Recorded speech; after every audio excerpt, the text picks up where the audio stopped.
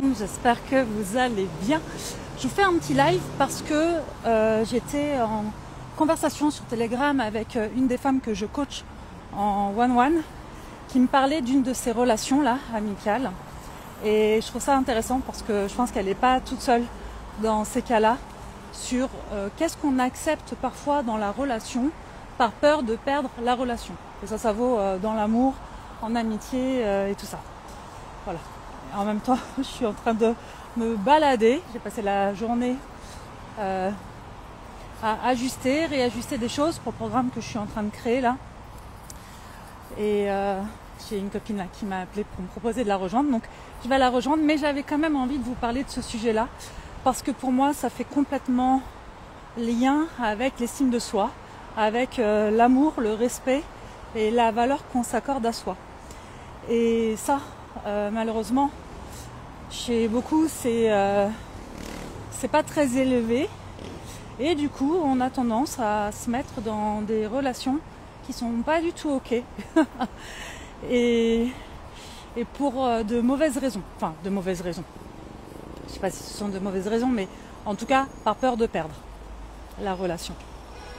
Donc là, pour donner un peu de contexte, en fait, cette femme que je coach, elle a une amie qui est souvent en difficulté et donc elle est très présente pour cette amie, elle lui prête régulièrement de l'argent et à l'inverse, cette amie, quand elle lui donne un coup de main, eh bien elle la paye enfin voilà, si elle l'aide à jardiner ou n'importe quoi, elle va la payer. Et donc elle lui a prêté plusieurs fois de l'argent et l'ami lui propose de lui rembourser non pas avec de l'argent mais avec des massages. Voilà. En soi, pourquoi pas? Le problème pour moi il est même pas là, à partir du moment où ça va à la personne que je coach.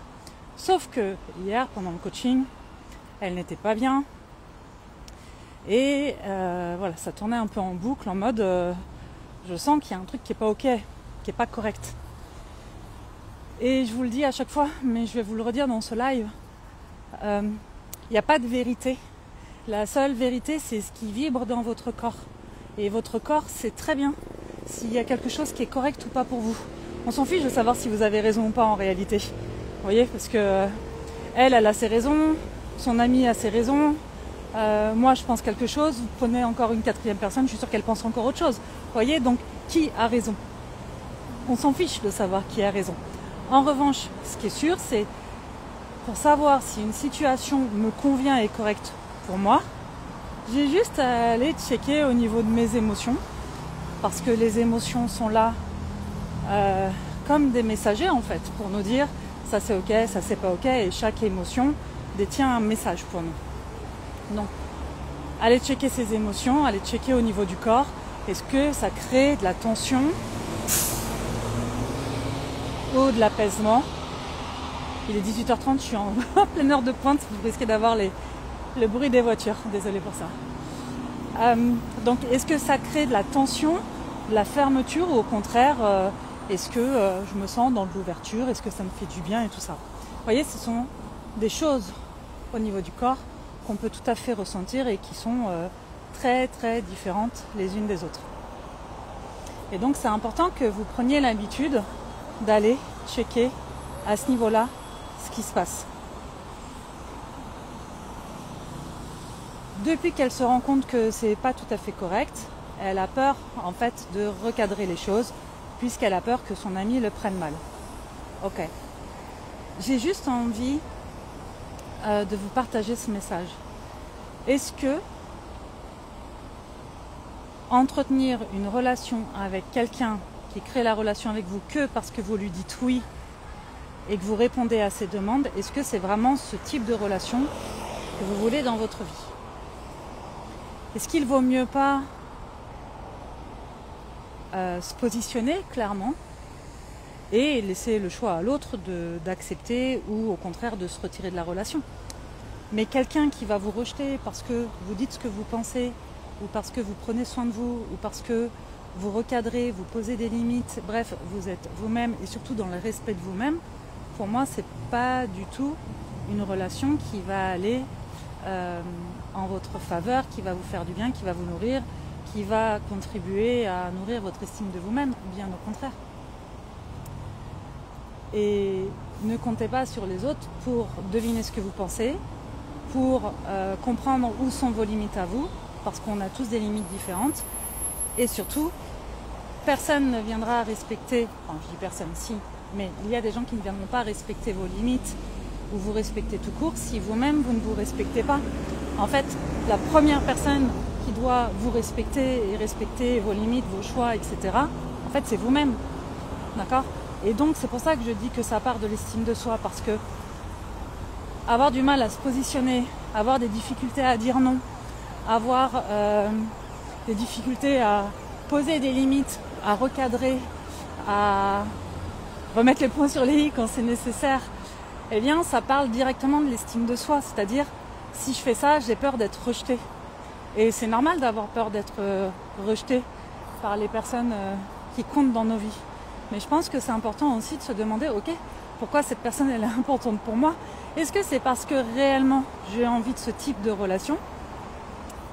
Ou est-ce que c'est parce que ça me permet d'entretenir une croyance sur moi, ou un trauma, une blessure, un schéma relationnel que je connais bien, que j'ai construit à travers, je sais pas moi, mes relations familiales avec mes parents, ou dans mon enfance, ou des schémas que j'ai vus.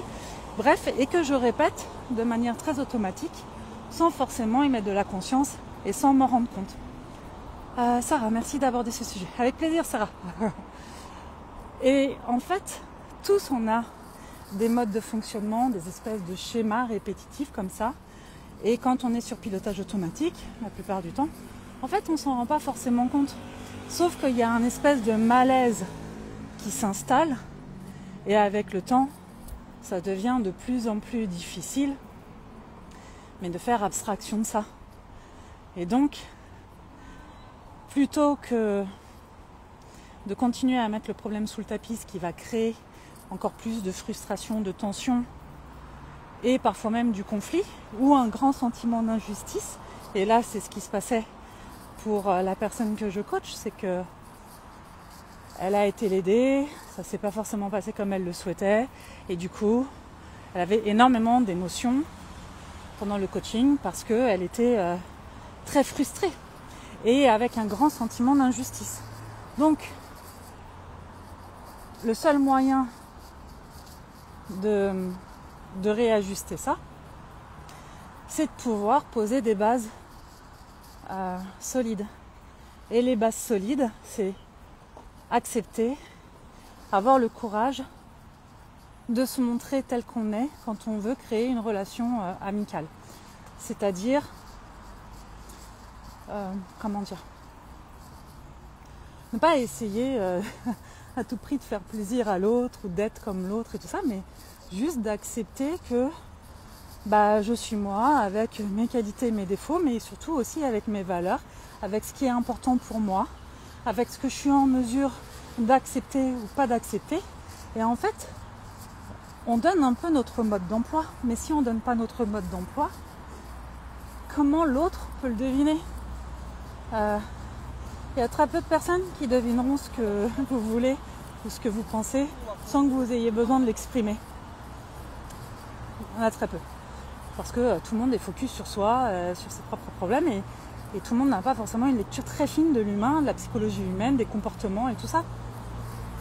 Et même quand c'est le cas, eh bien, on ne peut pas quand même deviner forcément tout ce qui se passe pour l'autre.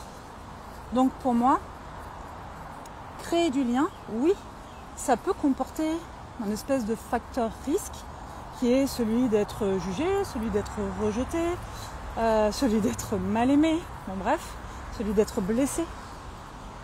Mais il n'y a qu'en acceptant ce facteur risque qu'on va pouvoir, en réalité, créer une vraie relation, amicale ou amoureuse d'ailleurs. Sans ça, on est sur des relations qui sont biaisées et qui sont bancales, avec des jeux de pouvoir ou de manipulation, et c'est pas ok. c'est pas ok pour soi. Et encore une fois, ce que je vous disais, c'est que généralement on se met là-dedans quand on a une faible estime de soi, mais ce genre de relation vient renforcer en plus cette faible estime de soi. Puisque on peut croire que on mérite pas mieux, on vaut pas mieux que ça, que personne ne voudra de nous, que personne n'est en mesure de nous accepter, de nous comprendre, enfin bon bref. Tous ces trucs-là que le mental, l'ego peuvent raconter en mode blabla bullshit. Et comme ça fait écho dans notre tête là et que ça tourne en boucle, on prend ça comme une vérité alors que c'en est pas une. Et pour pouvoir faire de la place à d'autres relations, c'est important de faire un petit ménage de printemps là, et de faire un tri. L'estime de soi, ça commence aussi par ça. C'est ok, il y a des relations là qui me conviennent plus. Soit ce sont des relations qui sont importantes pour moi et du coup, je réajuste les choses et je prends mon courage à deux mains et je m'exprime sur ce qui va ou sur ce qui ne va pas. Soit ça dégage. En fait, c'est tout. Il n'y a pas plus ou moins que ça. Et là, donc la personne que je coach me disait oui, mais elle a un sacré bagou. En gros, elle va lui retourner le cerveau si elle commence à poser les choses comme elle veut. Mais vous avez aussi le choix, la liberté et le pouvoir à un moment donné d'ouvrir ou de ne pas ouvrir l'espace de discussion ou de négociation. Et je pense aussi que c'est important de comprendre qu'on n'a pas à se justifier de tous nos besoins, de tous nos choix, de tout ce qui est. C'est-à-dire que si à un moment donné elle a prêté de l'argent par exemple et qu'elle lui demande là en fait je souhaite que tu me rembourses parce que c'est important pour moi, enfin même il n'y a pas de dire je souhaite que tu me rembourses, point. Il n'y a pas de justification à donner derrière. Il n'y en a pas. Donc forcément que son ami va se dire tiens il y a un changement. Et en fait le truc c'est que on s'attend à ce que l'autre n'agisse pas, ne réagisse pas et voilà. Ou on a peur qu'il réagisse parce que on va mettre du changement en place. Mais le changement ça crée du mouvement. Et l'autre en face il est humain. Donc oui il peut avoir une réaction, oui il peut être surpris, oui il peut être fâché, oui il peut je sais pas, plein de choses en fait qui vont lui appartenir, mais ça ne vous appartient pas en fait. Ce qui vous appartient à vous, c'est ce que vous dites, la manière dont vous le dites, comment vous gérez les choses, vous, vos émotions, votre état intérieur, vos actions, voilà, point, ça s'arrête là en fait. Le reste ne vous appartient pas. Vous pourriez le dire à une personne qui va très très bien le prendre et dire exactement la même chose et de la même manière à quelqu'un d'autre qui va être blessé ou qui va être en colère ou qui va vous rejeter ou au contraire qui va tenter de vous manipuler. Est-ce que ça vous appartient? Non. Mais est-ce que vous voulez de ça dans votre vie? Est-ce que vous voulez toujours avoir le doute de est-ce que si je dis non, est-ce que si je suis moi-même dans cette relation, cette personne va arrêter d'être mon ami? Qui veut ça? Qui veut ça dans sa vie, sérieux? Ça c'est comme avoir un dressing plein de fringues trop petits, trop grands, troués, qui grattent, qui puent. Vous voyez? Et du coup, il n'y a plus de place pour de nouveaux fringues qui vont bien nous aller. Les relations, c'est pareil. À un moment donné, tout ce qui gratte, tout ce qui pue, tout ce qui est trop grand ou trop petit, on fait le tri, on vire pour pouvoir acquérir de nouvelles choses, pour pouvoir s'ouvrir à de nouvelles choses. Mais pour ça, ça demande aussi d'être un minimum convaincu que on a de la valeur, qu'on peut avoir de belles relations, qu'on mérite. Même si moi je trouve qu'il n'y a pas de notion de mérite, mais je sais que souvent c'est l'enjeu. Est-ce que je mérite mieux que ça? Oui, en fait. Mais c'est surtout, est-ce que tu t'autorises, toi, à t'offrir et à te donner mieux que ça? Est-ce que tu es prêt à recevoir mieux que ça? Parce que parfois on n'est pas ok avec ce qui se passe dans nos vies, mais on n'est pas tout à fait prêt non plus à recevoir différemment. Parce qu'encore une fois, on est habitué à être sur ce type de fonctionnement. Et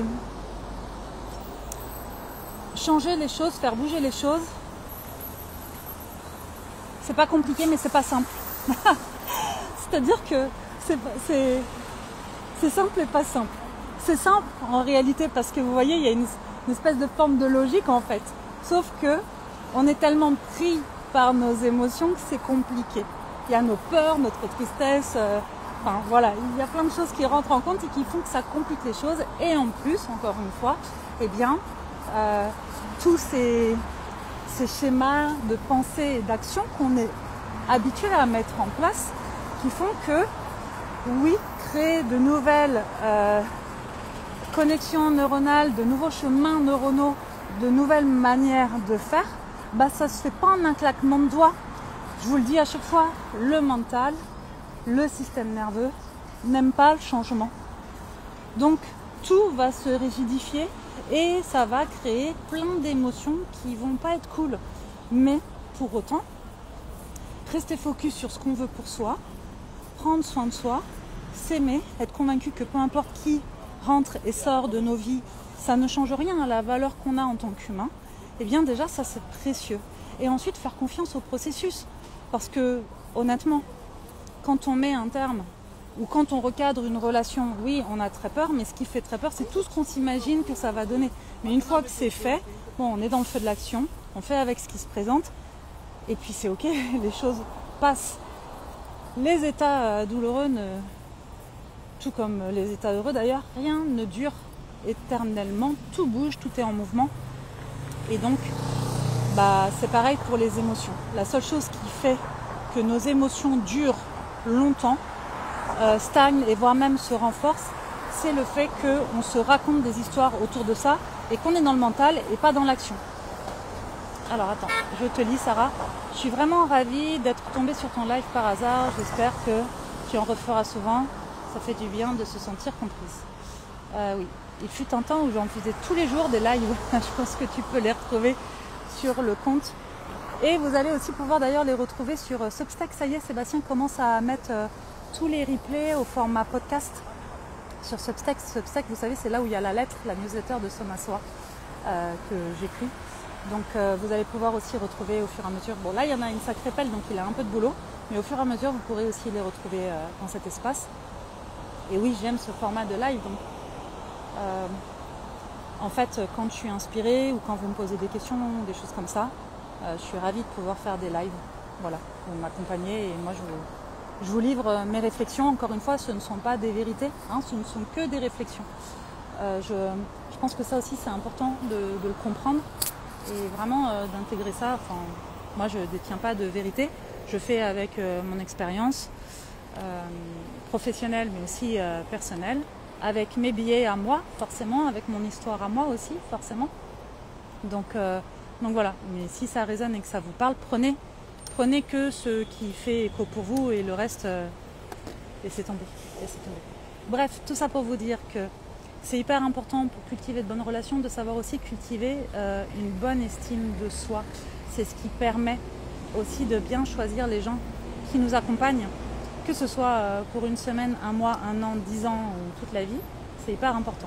C'est aussi important de comprendre qu'il y a des gens qui sont, ou des relations plutôt, qui sont destinées à rester longtemps et d'autres qui sont destinées à être là juste pour un temps, soit parce qu'on a quelque chose à vivre à travers cette relation ou à travailler à travers cette relation. Et c'est pas grave en fait, ça fait pas de la personne en face une mauvaise personne, ni de nous une mauvaise personne. On choisit jamais les gens pour rien. Encore une fois, en amour comme en amitié, on ne choisit pas les gens pour rien.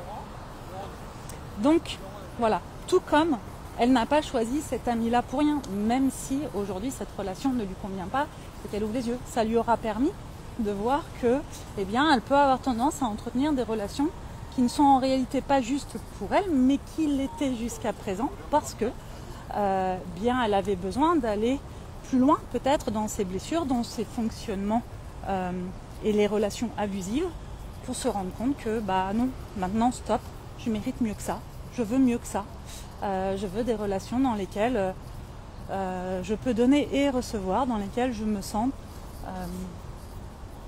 respectée et acceptée, aimée pour qui je suis, sans avoir peur à un moment donné de dire non à quelque chose et d'être rejetée.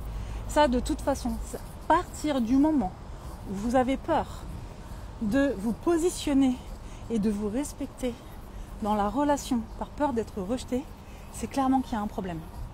Vraiment. Donc attention, ce que je suis en train de dire, c'est pas genre vous pouvez vous conduire mal parce que je suis comme ça, j'ai mauvais caractère, je dis les choses. Parce que ça, j'ai déjà entendu ça. Et l'autre, s'il m'aime, il a qu'à accepter. Non, c'est pas du tout de ça dont je parle. Ce dont je parle, c'est bien différent. Je parle vraiment d'être soi, de pouvoir dire de vrai oui et de vrai non quand c'est correct ou pas correct pour soi, quand j'accepte quelque chose ou que je n'accepte pas quelque chose. Voilà. Donc voilà. Je ziote en même temps parce que quand je rejoins mon amie, il est quelle heure ? Peut-être, je ne sais pas si elle est arrivée. Bon, bref. Voilà ce que je voulais vous dire par rapport à... Peut-être qu'il y avait d'autres choses que je voulais vous dire par rapport à ça et que j'ai oublié, mais peu importe. Voilà les amis. J'espère que ça vous inspirera et que ça vous permettra aussi de prendre conscience que vous avez de la valeur en fait, peu importe qui vous êtes et où vous en êtes. Et bien s'entourer dans tous les domaines et même professionnels, j'en parle pas depuis tout à l'heure, mais vraiment bien s'entourer, c'est essentiel. C'est pareil, avoir des collègues qui ne vous respectent pas, un patron qui vous prend pour une merde et tout, c'est pas ok en fait. Sauf que ces gens-là, quand ils font ça, ils ne vont pas se dire « Ah oui, tiens, j'abuse, je vais réajuster ». C'est rare que ça se passe comme ça. Généralement, ce sera à vous de faire en sorte que les choses bougent et changent. Ça peut paraître injuste que vous ayez à faire cet effort-là, mais sachez que cet effort, vous ne le faites pas pour l'autre, vous le faites pour vous. Parce que plus vous allez vous habituer à mettre ces changements en place et à vous respecter et à dire les choses, et plus ça va devenir naturel et facile de le faire. Pour exemple, Sébastien me dit souvent que c'est très facile pour moi de faire ça. Je peux vous assurer que toute ma vingtaine et probablement aussi début de trentaine, mais en tout cas toute ma vingtaine sûre, j'étais du genre à dire oui à tout et à avoir très très peur de dire non. Et un de mes points faibles, très clairement, c'est l'estime de soi. Voilà. Avec l'enfance que j'ai eue et tout ça, je sais que c'est quelque chose qui me demande une certaine forme de vigilance, en tout cas, de ne pas oublier de le cultiver quotidiennement, ça, mon estime de moi. Parce que l'estime de soi, c'est comme la confiance en soi, c'est pas un espèce de Graal, un truc de « Ah, ça y est, je l'ai, maintenant ça bouge plus ». Non, c'est mouvant, c'est comme nous, ça bouge en fait, ça monte, ça descend. Et en fonction de ce qu'on fait, de ce qu'on est, de ce qu'on dit, de qui on fréquente et tout ça, de ce qu'on s'autorise ou pas, eh bien ça bouge. Bref, la vingtaine, donc moi j'avais vraiment une estime de moi merdique. J'avais très très peur que les gens que j'aime et même ceux que j'aime pas me rejettent. Et du coup, j'avais tendance à accepter un peu tout et n'importe quoi. Et je m'épuisais, j'étais pas contente et j'avais des relations amicales ou amoureuses hyper toxiques. Et c'était pas ok. Et à un moment donné, j'en ai eu marre, j'ai beaucoup travaillé sur moi aussi, très clairement. Et j'ai commencé à dire les choses. Au début avec énormément de peur. Les premières fois où j'ai dit non, les premières fois où j'ai dit à quelqu'un « Bon bah là j'aimerais te parler de ça parce que ça c'est pas ok pour moi », ça m'a fait peur. Et même encore aujourd'hui, c'est pas forcément, c'est même clairement pas la partie que je préfère. En revanche, je suis convaincue qu'avec ça, les relations que je crée, elles sont beaucoup plus claires parce que les gens n'ont pas déjà à réfléchir à ce qui est ok ou pas ok pour moi, c'est-à-dire que moi je suis en mesure de prendre soin de moi et de leur dire ça c'est ok et ça c'est pas ok, et peu importe depuis combien de temps je connais la personne, que ce soit 5 minutes ou 10 ans, s'il y a quelque chose qui est pas ok pour moi, je vais le dire. Ce qui fait que j'arrive à le dire aussi très correctement parce que je n'attends pas d'être submergée par l'émotion. Et quand il m'arrive parfois de ne pas m'en rendre compte tout de suite et d'être submergée par l'émotion, clairement c'est pas agréable et c'est pas confortable. C'est dans ces moments-là en fait que c'est ni agréable ni confortable, vous voyez. Mais en fait, si je dis tout de suite quelque chose qui n'est pas en plus, l'idée c'est pas d'accuser l'autre, c'est vraiment de parler de soi, de dire ok, quand il s'est passé ça, ça m'a fait ça et c'est pas ok pour moi. Qui peut vous dire ah non, c'est pas ok que ce soit pas ok pour toi, vous voyez. Généralement, ça va commencer à créer peut-être de la tension ou du conflit si vous commencez à dire à l'autre « t'es comme ci, t'es comme ça », que vous allez l'analyser, lui faire son portrait robot et lui expliquer par A plus B que bah, c'est une grosse merde. Ou pas quelqu'un de correct, ou je ne sais quoi, vous voyez. Mais si vous ne faites pas ça et que en fait vous parlez de votre ressenti, de votre émotion, de votre malaise, du fait que c'est pas ok pour vous, bref, vous parlez de vous dans cet espace-là. Personne ne peut vous enlever ça. Avec les parents, c'est tout aussi dur. Ah bah oui, mais ça c'est sûr, c'est tout aussi dur, mais c'est tout aussi important. Et c'est même parfois... alors, en fait, avec les parents, c'est un peu différent parce qu'il ne s'agit pas forcément de... Comment dire ? Souvent, on a l'impression, où on se dit, tiens, je vais leur dire ceci, cela, parce que je veux qu'ils changent et qu'ils deviennent de meilleurs parents. Et c'est pas là que le challenge se situe. Là où le challenge se situe, c'est encore une fois, quelle décision je prends pour moi. Est-ce que je vais dire oui ou non à ça ? Est-ce que moi, je peux me conduire comme une adulte et rester dans ma posture d'adulte face à mon parent ? Et mince, il y a un troisième truc que je voulais vous dire par rapport à ça, mais pouf, c'est arrivé, c'est reparti.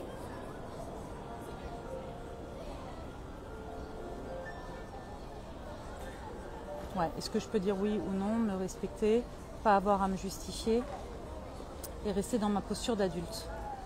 Je pense que ça se joue surtout à ça et à accepter en fait que nos parents, qu'on les aime ou pas d'ailleurs, ils ne sont pas parfaits. Ils ne sont pas parfaits et ils ne le deviendront pas.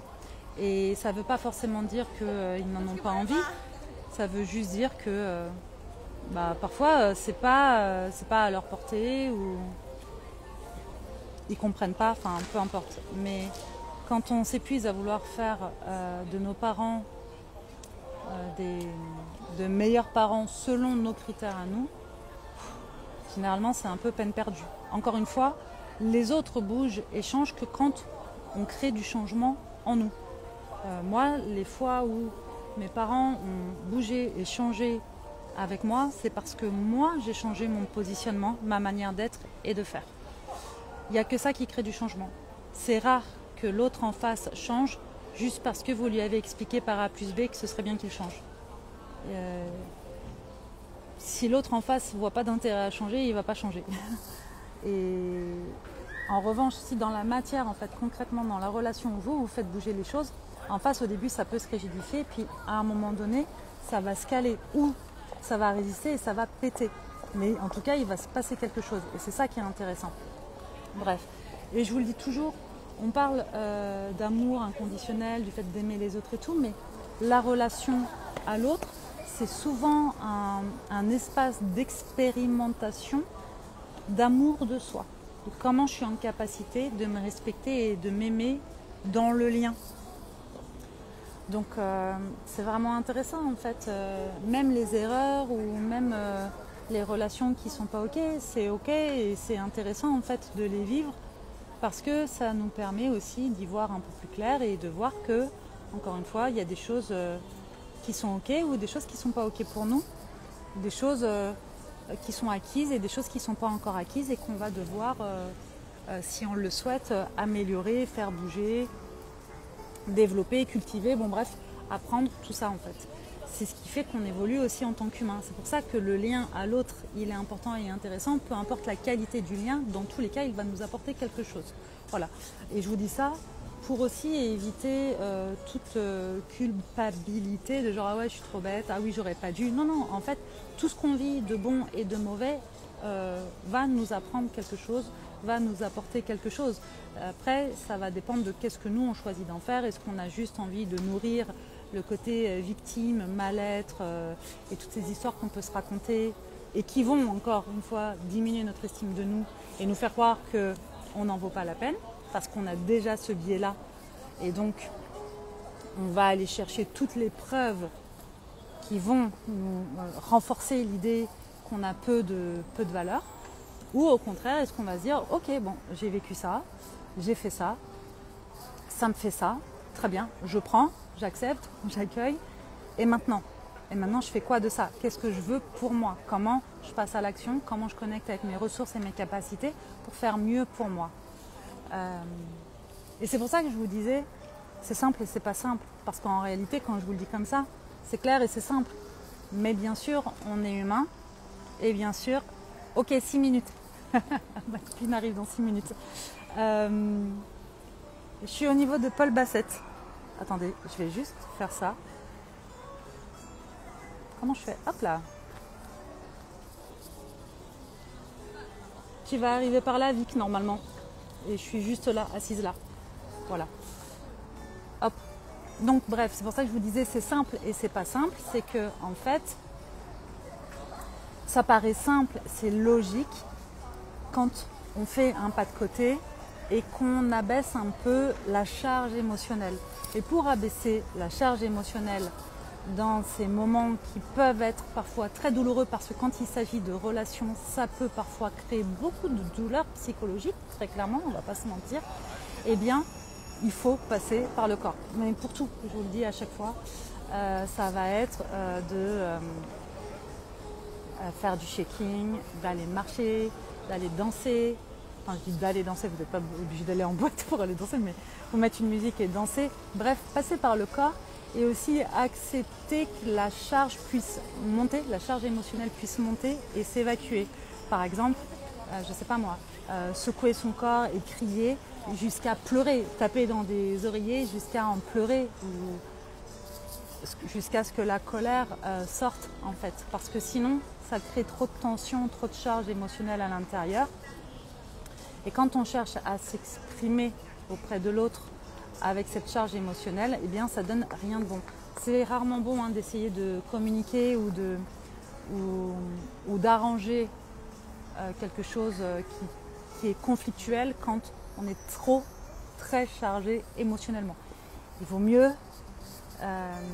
faire baisser la charge d'abord. Ça permet d'avoir les idées claires pour pouvoir le faire et de ne pas s'embarquer dans un espèce de jeu de ping-pong. Non, c'est toi, non, c'est toi, non, c'est toi. Bon, bref. Et on n'en finit pas. Accepter aussi que, encore une fois, chacun détient sa propre vérité et qu'il ne s'agit pas de convaincre l'autre qu'on a raison, mais juste d'exprimer voilà ce que je ressens, voilà comment je vais réajuster les choses parce que c'est pas ok pour moi. Voilà les amis, ce que je peux vous dire par rapport à tout ça. Surtout sans se justifier. Oui Edith, sans se justifier, exactement. En fait, l'autre peut poser des questions, d'accord, pour essayer de comprendre. Et vous pouvez répondre à ces questions si c'est ok pour vous. Mais si vous sentez que l'autre est en train d'essayer de vous convaincre que vous avez tort, de penser ça, de faire ceci, de faire cela, et que c'est pas ok pour vous, ou que c'est pas le moment pour vous, vous pouvez juste dire en fait j'ai rien à dire de plus pour le moment, ou j'ai pas envie d'en dire plus pour le moment, ou il n'y a pas de raison particulière, c'est juste que ça c'est comme ça que je préfère voir les choses. Bref, voilà. Accepter aussi, encore une fois, et lâcher prise sur le fait qu'il y a des relations qui peuvent céder. Encore une fois, ça ne veut rien dire de votre valeur. Ça ne veut pas dire que vous êtes quelqu'un de mieux ou de moins bien que la personne qui choisit de vous laisser. Et pareil, c'est pas parce que c'est vous qui choisissez de rompre le lien, ou en tout cas de quitter la relation, que l'autre n'a pas de valeur. D'accord ? Ça va dans les deux sens, en réalité. Je crois que j'ai fait le tour de ce que je voulais vous partager par rapport à ça. Voilà, j'espère que ça vous aura parlé, que ça va vous accompagner, vous aider et peut-être vous permettre de réajuster s'il y a des choses qui ne sont pas ok pour vous. Avec plaisir Edith, je vous embrasse bien fort et voilà, je vais être avec ma copine. Passez un bon moment, je vous embrasse et je vous dis à très vite.